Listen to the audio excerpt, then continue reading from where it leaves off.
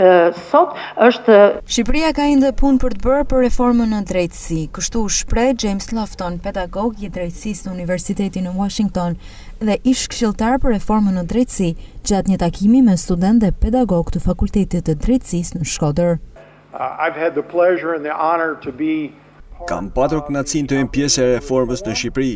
Kishte një komision për zhvillimin në një plani kombëtar veprimi dhe qëllimi i qeverisë shqiptare ishte të bëhet pjesë e Bashkimit Evropian deri në vitin 2030, që do të thotë pas 5 vitesh. Ka shumë punë për të bërë, por e rëndësishme është që puna ka nisur.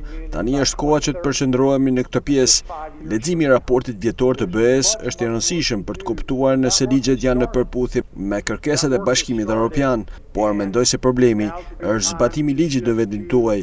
Kjo mendoj se mund të ngadalsoj procesin, pasi për habi, ligjet këtu janë me urdhëres dhe shumë më gjithë përfshirës se ligjet dhe rregulloret e dispozitave në Shtetet e Bashkuara.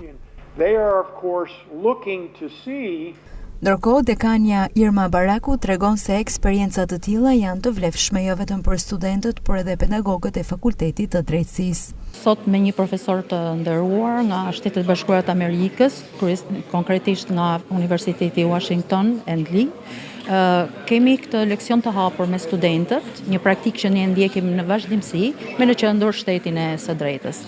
Mendojmë që të qenurit bashk, student, pedagog nga universitetet e tjera, është një mundësi shumë e mirë, jo vetëm për të dhënë informacion, për të marrë informacion të ri, por edhe për të shkëmbyer informacion dhe eksperjenca, jo që besoj është diçka e mirë, sidomos për studentët. Gjatë këtij takimi, profesori i Universitetit të Washingtonit James Lofton foli për demokracinë, shtetin e së drejtës dhe reformës në drejtësi, ndërsa aktiviteti erdhi në kuadër të ndërkombëtarizimit të Universitetit të Shkodrës Luiç Kurakuqi.